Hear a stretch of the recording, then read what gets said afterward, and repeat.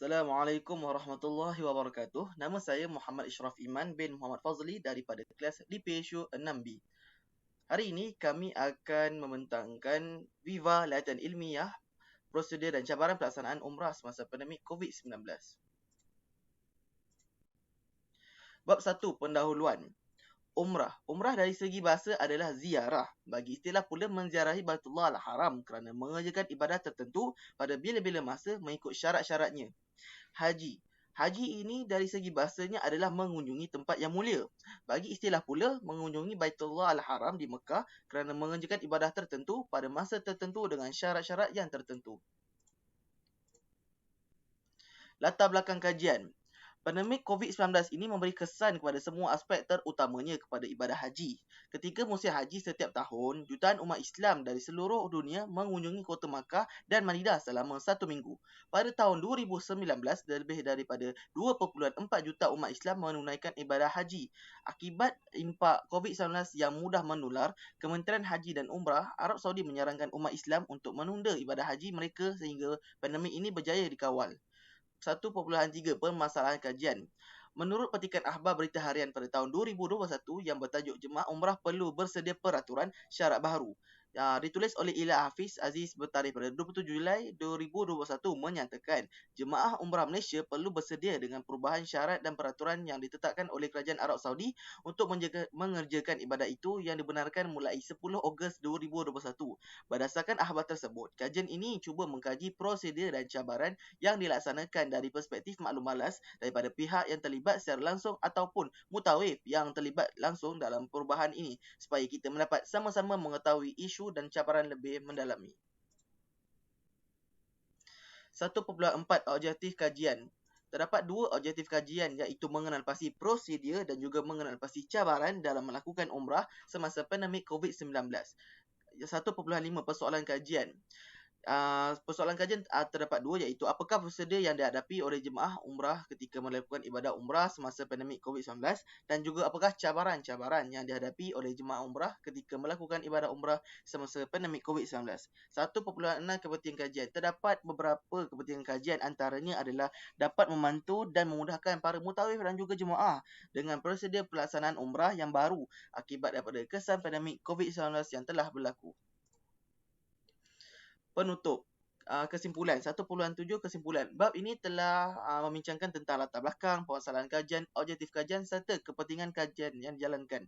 Apa yang dapat disimpulkan adalah berkenaan prosedur pelaksanaan umrah semasa pandemik COVID-19 ini adalah kesempurnaan dalam ibadah itu perlulah ada dengan cara memahami dan mendalam segala cara-cara pelaksanaannya kerana umrah yang sempurna tidak datang bergolek dan tidak akan dicapai dengan impian sahaja tanpa usaha dan istiqamah dalam amalan ibadah. Sekian, terima kasih.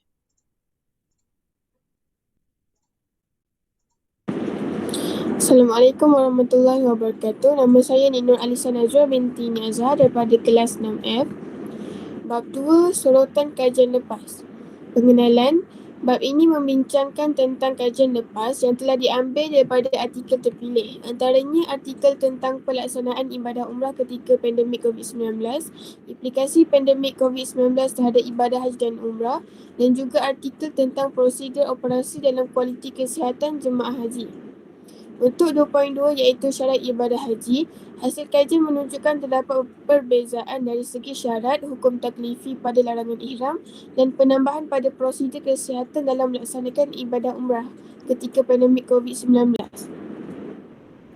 Antara syarat-syarat ibadah haji ialah had umur bagi jemaah di antara 18 hingga 50 tahun sahaja. Ibadah solat serta ibadah umrah perlu dilaksanakan dengan melakukan penjarakan fizikal dan jarak di antara individu dengan individu lain. Seterusnya 2.3, implikasi pandemik COVID-19 terhadap ibadah haji dan umrah musim 1441 Hijrah serta penyesuaiannya menurut fiqh mazhab Syafi'i. Kajian ini cuba melihat sejauh mana kesan pandemik COVID-19 kepada Arab Saudi dan negara-negara umat Islam dan kaitannya dengan ibadah haji dan umrah. Seterusnya, kajian ini juga mengemukakan solusi menurut pendapat ulama dalam mazhab Syafi'i. Kajian ini menggunakan kaedah kualitatif berbentuk metod dokumentasi dan mengumpulkan data-data yang berkaitan. Kemudiannya dianalisis menggunakan metod analisis kandungan dan perbandingan. 2.4 prosedur operasi standard dalam kualiti kesihatan untuk haji jemaah oleh Lembaga Tabung Haji. Kajian ini bertujuan untuk menambah baik prosedur operasi standard yang ditetapkan oleh Lembaga Tabung Haji. Antara prosedurnya ialah perlu ikuti langkah-langkah kebersihan yang meluas, vaksinasi terhadap jangkitan kuman yang serius disyorkan untuk semua jemaah haji dan mengadakan beberapa kempen kesedaran kesihatan dan pencegahan penyakit untuk meminimumkan penyebaran penyakit dan semua faktor risiko. Akhir sekali, kesimpulannya, kajian pembacaan dari sudut artikel memang perlu ada dalam setiap kajian untuk mengetahui tahap kefahaman pengkaji dalam tajuk yang dikaji. Jadi, hendaklah pengkaji melakukan kaedah pembacaan dan pengkajian dalam artikel bagi latihan ilmiah agar dapat mengetahui lebih lanjut dan faham lebih mendalam mengenai tajuk yang dikemukakan.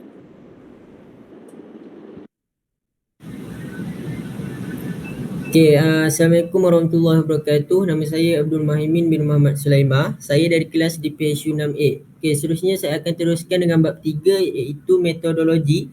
Bab ini menerangkan tentang konsep yang digunakan untuk tujuan subjek latihan ilmiah. Aspek yang disentuh dalam bab ini meliputi konsep reka bentuk kajian, sampel kajian dan juga kaedah persampelan. Next. Seterusnya ialah konsep kajian. Kajian ini menggunakan kepada kaedah kualitatif yang berbentuk temu bual dan juga analisis secara dokumen. Kaedah ni sesuai dijalankan dalam kajian kami sebabnya mudah dan juga jelas untuk difahami. Next. Kaedah mengumpul data. Kajian ini menggunakan kaedah temu ramah dan juga analisis data. Temu ramah ini dijalankan secara langsung kepada beberapa individu yang pernah pergi membuat umrah semasa pandemik COVID-19 melalui temu ramah secara atas talian seperti platform Google Meet, aplikasi WhatsApp dan juga email bagi mendapatkan maklum membalas mereka terhadap kajian yang dilakukan. Seterusnya ialah persampelan. Persampelan melibatkan penyelidikan terhadap sampel kajian bagi mewakili keseluruhan populasi kajian. Kaedah persampelan yang dipilih dalam kajian ni adalah untuk merujuk kepada prosedur persampelan iaitu sekumpulan subjek yang mempunyai ciri-ciri tertentu sahaja dipilih sebagai responden kajian berdasarkan pengetahuan dan juga tujuan khusus penyelidikan pengkaji. Seterusnya ialah kutipan data. Dalam mendapatkan maklumat kajian, kami menggunakan semua maklumat yang diperoleh daripada responden yang ditemu ramah. Antaranya Ustaz Haji Ahmad Salahuddin bin Harun. Beliau seorang penceramah bertauliah dan juga seorang mutawif yang berpengalaman dalam menguruskan jemaah umrah maupun haji. Beliau juga pemegang tauliah Pekta dan juga Pitas tabung haji dan juga panelis bagi slot radio IKIM. Seterusnya ialah analisis data. Dalam analisis data ni kaedah ini sesuai dijalankan dalam kajian kami kerana mudah dan juga jelas untuk difahami. Mengikut teori Creswell, beliau menyatakan bahawa penyelidikan kualitatif sebagai proses inquiry ke arah pemahaman yang disasari kaedah pengumpulan data yang lazim digunakan apabila meninjau sesuatu permasalahan sosial. Ini ialah kerangka kajian kami. So, boleh tengok. Untuk mempercepatkan rumusan bab 3 ni, saya akan teruskan kepada kesimpulan. Sebagai rumusan, bab 3 iaitu metodologi merupakan cara pengkaji untuk mengenal pasti data. Kajian ini juga menggunakan pendekatan kualitatif di mana ianya melibatkan satu tinjauan untuk mengenal pasti prosedur dan juga cabaran yang dihadapi oleh para mutawif ni dalam mengendalikan jemaah-jemaah yang menunaikan ibadah umrah semasa pandemik COVID-19. Itu sahaja daripada saya. Terima kasih. Assalamualaikum warahmatullahi wabarakatuh.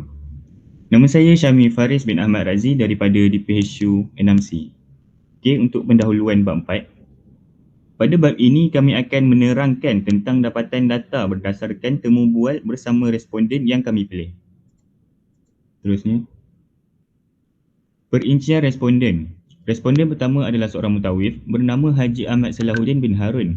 Kerjaya beliau adalah sebagai mutawif dan penceramah bertauliah Beliau juga merupakan pemegang tauliah Pekta dan Pehtas Tabung Haji dan panelis slot Radio IKIM. Responden yang kedua adalah jemaah bernama Encik Saiful Azwan bin Azizan, bekerja sebagai pengurus projek di syarikat Arm and Association. Beliau adalah seorang jemaah yang pernah menunaikan umrah sebelum dan selepas berlakunya pandemik COVID-19. Seterusnya adalah jawapan responden. Antara jawapan yang mereka berikan adalah jemaah yang ingin menunaikan umrah perlulah mengambil vaksin booster dalam tempoh matang minimum 14 hari, tidak kira Sinovac, Pfizer maupun AstraZeneca. Jadual analisis, prosedur dan SOP. Jemaah perlu memuat turun dua aplikasi yang telah ditetapkan oleh Kerajaan Arab, iaitu aplikasi Tawakalna dan juga Itamanna. Seterusnya, pemakaian pelitup muka dan penjarakan sosial semasa solat dikembalikan di Masjidil Haram dan juga Masjid Nabawi. Seterusnya, limit bagi para jemaah dalam satu kumpulan dalam melaksanakan umrah adalah sebanyak 40 orang sahaja. Cabaran. Kos pelancongan bagi menunaikan umrah sudah meningkat. Seterusnya, para jemaah terpaksa melakukan ibadah dengan mengambil masa yang lama. Yang ketiga, para jemaah tidak dibenarkan membawa balik air zam-zam. Dan yang terakhir, para jemaah terpaksa membayar lebih untuk visa umrah dan perlu membuat insurans COVID-19 bagi memudahkan urusan kuarantin. Untuk kesimpulan, dapatan kajian ini diperoleh berdasarkan daripada jawapan kedua-dua responden tersebut melalui temu bual yang dijalankan dan kerjasama mereka menjawab soalan yang kami ajukan sangat membantu. Malah, jawapan yang diberikan memberikan satu tindak balas yang positif kepada kajian yang dilakukan. Okey, itu saja dari saya. Assalamualaikum warahmatullahi wabarakatuh. Nama saya Nur Iman bin Muhammad Fazli daripada kelas TPSU 6A. Dan hari ini saya teruskan dengan bab 5 iaitu rumusan dan cadangan. Bab ini adalah kesimpulan bagi semua kajian yang dilakukan.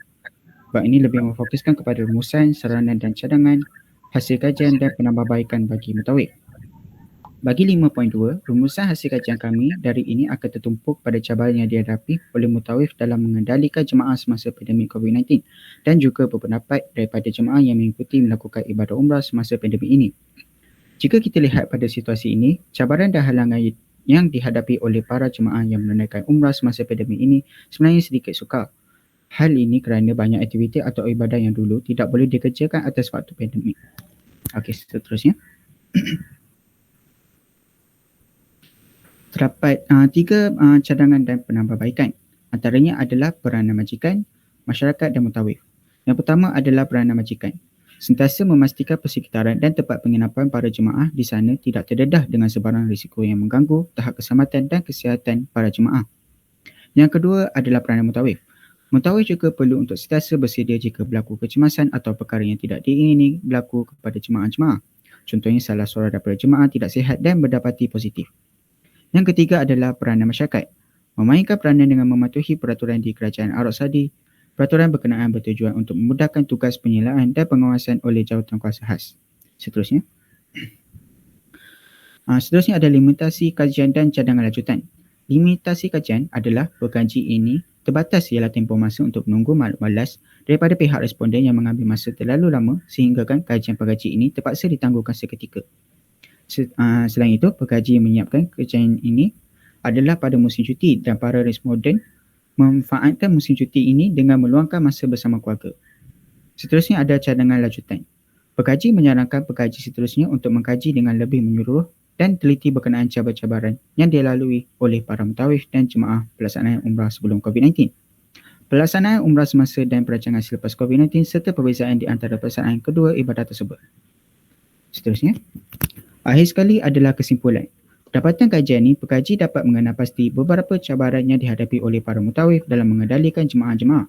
Cabaran yang dilalui tersebut bukannya mudah seperti yang disangka. Antaranya, cabarannya adalah perlu mengikuti norma baru dan prosedur operasi standard iaitu SOP. Seperti amalan perjarakan fizikal, memastikan para jemaah mengikut slot beribadah masing-masing. Penggunaan aplikasi Imanah dan Tawakalna dan sebagainya. Sekian daripada saya. Assalamualaikum.